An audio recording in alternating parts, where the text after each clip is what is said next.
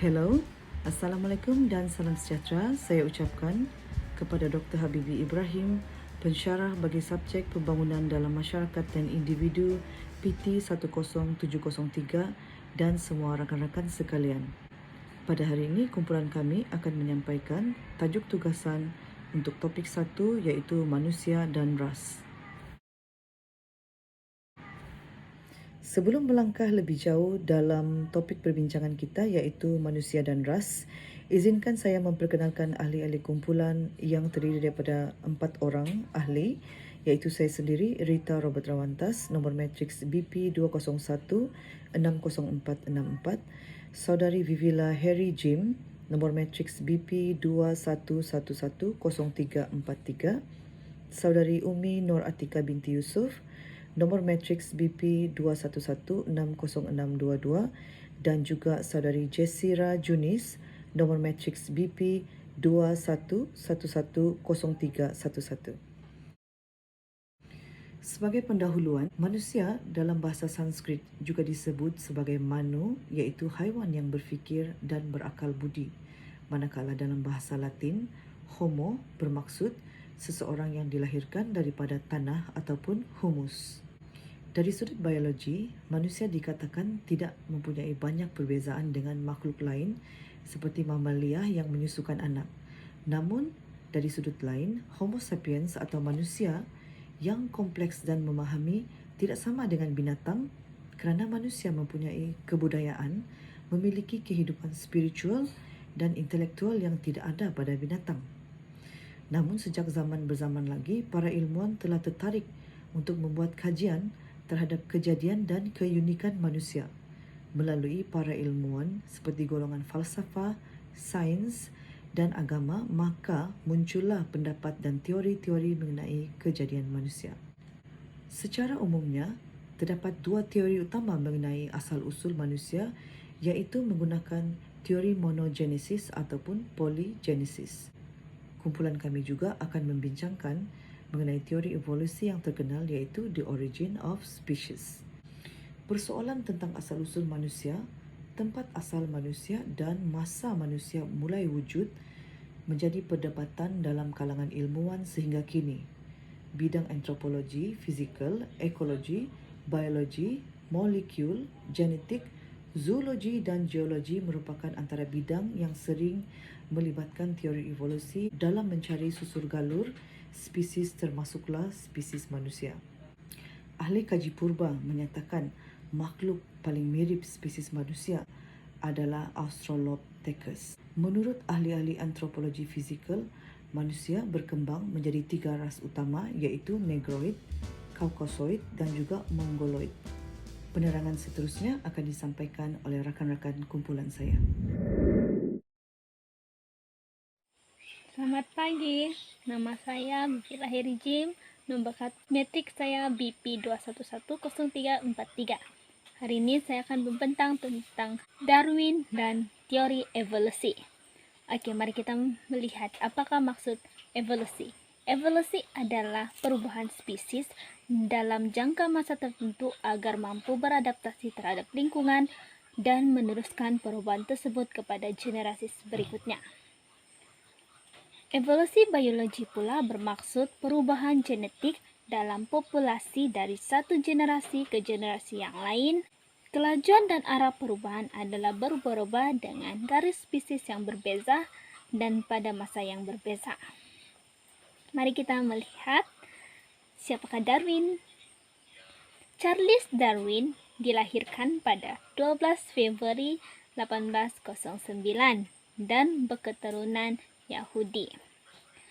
Beliau merupakan seorang ahli biologi British di mana beliau telah merantau ke berbagai negara dan beliau juga telah mengemukakan sebuah teori evolusi. Teori evolusi tersebut merupakan kesinambungan bagi teori Jean-Baptiste Lambert. Jean-Baptiste Lambert seorang ahli biologi Prancis, di mana teori Lambert mengemukakan makhluk hidup mewariskan sifat-sifat yang mereka perolehi selama hidup ke generasi berikutnya. Contohnya, pandangan Lembrek mengatakan bahwa zirafah telah berevolusi dari binatang sejenis kijang yang memanjangkan leher secara terus-menerus saat berusaha mendapatkan makanan di dahan yang lebih tinggi. Menurut Darwin, semua kehidupan berasal daripada organisme yang lebih rendah atau kurang sempurna melalui proses keturunan disertai dengan perubahan berlaku suatu masa dahulu. Charles Darwin juga telah menulis 2 buah buku judul The Origin of Species 1859 dan The Descent of Man 1971.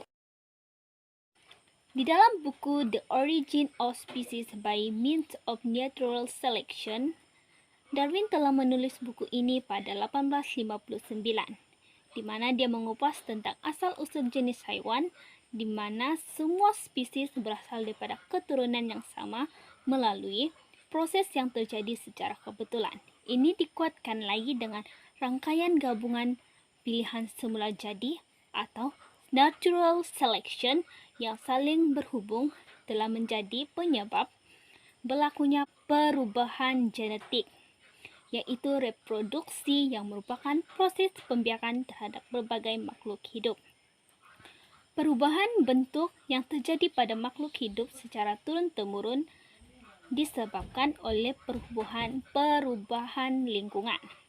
Contohnya, menurut Darwin, ikan paus telah berevolusi dari beruang yang mencoba untuk berburu di laut. Seterusnya, The Descent of Man. Charles Darwin telah menulis buku ini pada 1971 dan dia mengupaskan tentang asal keturunan manusia, di mana ia membincangkan mengenai pendapat Darwin bahwa manusia sebagai binatang. Menurut Darwin, manusia dan kera berasal dari satu nenek moyang yang sama, sedangkan kerabat terdekat manusia yang belum pupus adalah gorila dan simpanse. Hal ini menyebabkan para pengikut Darwin berusaha untuk mempertahankan kebenaran tersebut. Salam sejahtera, nama saya Jessira Junis dengan nomor metrik BP21110311. Saya akan membentangkan tentang manusia purba. Manusia purba adalah manusia yang hidup jauh sebelum ditemukannya tulisan. Sebenarnya, awal mula munculnya ide bahwa manusia berasal dari kera adalah pendapat Thomas Huxley, seorang pendukung teori Darwin melalui buku yang ditulisnya yaitu Evidence as to Man Place in Nature pada tahun 1893. Teori Darwin tersebut juga turut didukung oleh Ernest Heinrich Haeckel yang merupakan seorang naturalist Jerman dan merupakan pendukung pertama teori Darwin. Seterusnya, menurut teori evolusi, asal-usul kehidupan dijelaskan sebagai kehidupan dimulai dari sel yang pertama muncul karena faktor kebetulan terbentuk secara mandiri, lalu sel ini berkembang dan berevolusi.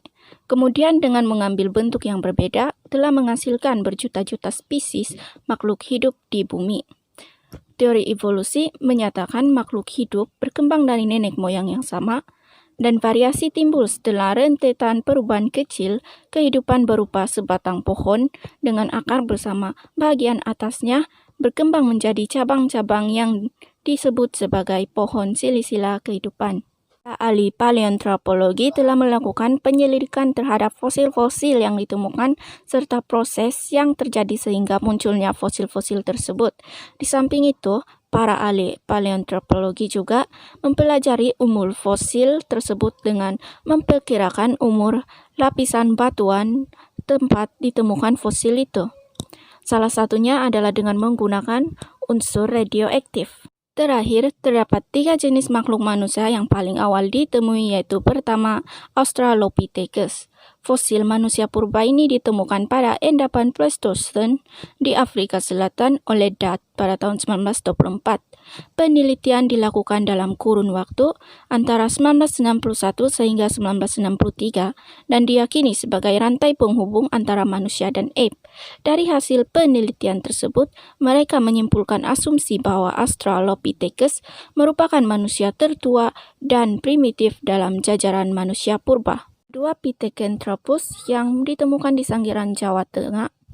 Hasil penelitian menunjukkan Pithecanthropus sudah mampu berjalan dengan tegak, layaknya hominid, dan mereka hidup berkelompok, mengembara di hutan, dan memanfaatkan gua sebagai tempat tinggal, dan mereka sudah menggunakan api pada masa hidupnya. Ketiga, manusia Neanderthal yang dikelompokkan ke dalam genus Homo karena bentuknya mirip dengan Pithecanthropus. Mereka hidup pada akhir Pleistosen di Asia dan Eropa.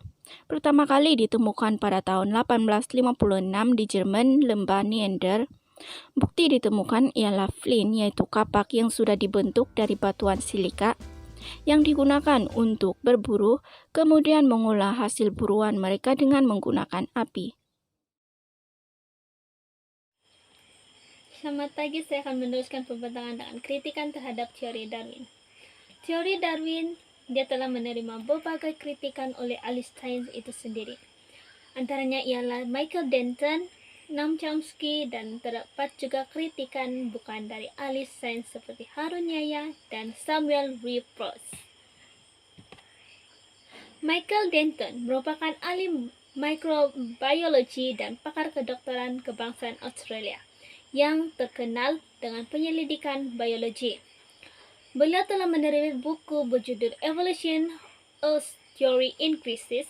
Dalam buku ini, beliau menceritakan hujah-hujah ahli biogeologi dan mikrobiologi yang mengancam teori evolusi.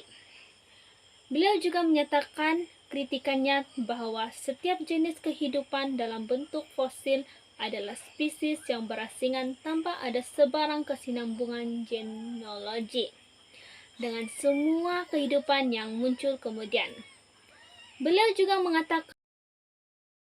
mengatakan bahwa faktor kesinambungan merupakan ciri-ciri yang berlaku pada semua jenis kehidupan seperti kera, ikan, burung, dan lain-lain. Beliau mengatakan juga tiada hubungan antara kesinambungan keturunan antara spesies modern dan spesies purba. Dalam hal ini, kritikan tersebut juga dilakukan oleh ahli biologi lain seperti E. Thomason, Niles, dan sebagainya, di mana mereka mengulas sifat kesinambungan ini dalam bentuk fosil yang jelas merupakan kritikan kuat terhadap teori Darwin. Noam Chomsky merupakan ahli sains yang melakukan kritikan terhadap teori Darwin. Beliau mengatakan ciri-ciri kreatif yang terkandung dalam cara manusia bercakap adalah hujah, bahwa bahasa manusia berasal dari daya dalaman yang abstrak, yang dipanggil akal dan tidak datang dari faktor luaran di luar persekitaran. Beliau juga menyatakan bahwa bahasa manusia tidak terbentuk melalui proses evolusi.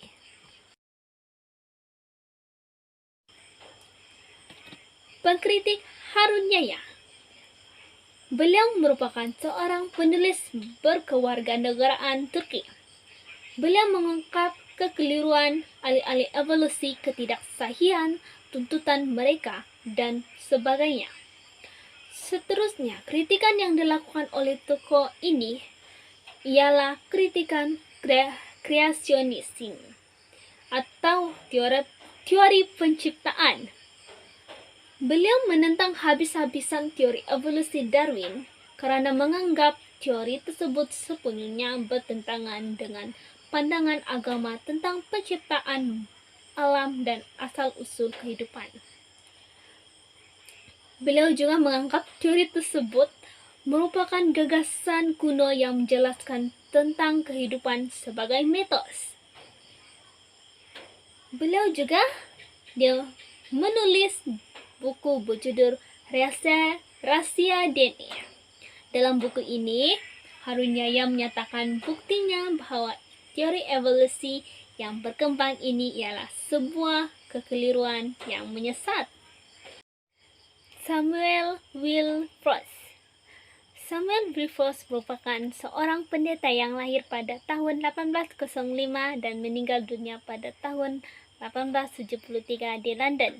Beliau telah mengkritik buku Darwin yang berjudul The Origin of Species, terutama berkaitan teori tentang pilihan semula jadi, natural selection. Malahan beliau juga menentang keras bahwa manusia dan berbagai jenis kera memiliki nenek moyang yang sama. Kritikan beliau disampaikan semasa perdebatan tentang evolusi pada pertemuan British Association yang diadakan pada 30 Jun 1960 yang lalu. Assalamualaikum dan salam sejahtera. Nama saya Umi Nur Atika binti Yusuf, nomor matriks BP 211-606-22 dari Program Kerja Sosial. Hari ini saya akan menerangkan tentang ras. Ras ialah kaum dan keturunan. Ras juga didefinisikan sebagai suatu konsep untuk memudahkan pemikiran dan mempelajari variasi populasi. Ras berkembang lalu bercabang menjadi 3 ras, yaitu ras Caucasoid, ras Mongoloid, dan ras Negroid. Seterusnya kita beralih kepada klasifikasi ras. Menurut Linnaeus, yaitu buku System of Nature 1737, ras dapat dibagikan kepada 5 ras utama, yaitu Homo eropacus, Homo americanus, Homo asiaticus, Homo africanus, dan Homo ferus. Selain itu, menurut UNESCO, yaitu Statement on the Nature of Race and Ethnic Differences 1951, ras ialah satu kelompok besar yang mempunyai pembawaan biologis dan mempunyai ciri-ciri fisikal yang sama diturunkan. Ciri-ciri ini memberi perbedaan kepada kelompok lain. Sekali, menurut Kober 1948, ras telah dibagikan kepada 4 golongan, yaitu ras Caucasoid. Ras Caucasoid ini ialah manusia yang sebagian besarnya telah menetap di Eropa, Afrika Utara, dan Pakistan. Seterusnya, ras Mongoloid. Ras Mongoloid ialah sebagian besarnya telah menetap di Asia Utara, Asia Timur, dan Asia Tenggara. Seterusnya, ras Negroid. Ras Negroid ialah manusia yang mendiami benua Afrika di sebelah Gunung Sahara. Seterusnya, ras khusus. Ras khusus ialah suku asli yang tinggal di pulau sebelah utara. Sebagai kesimpulan untuk perbincangan kumpulan kami, kewujudan manusia dapatlah dinyatakan dalam 2 teori utama, iaitu teori agama dan juga teori barat yang merujuk kepada teori evolusi Darwin.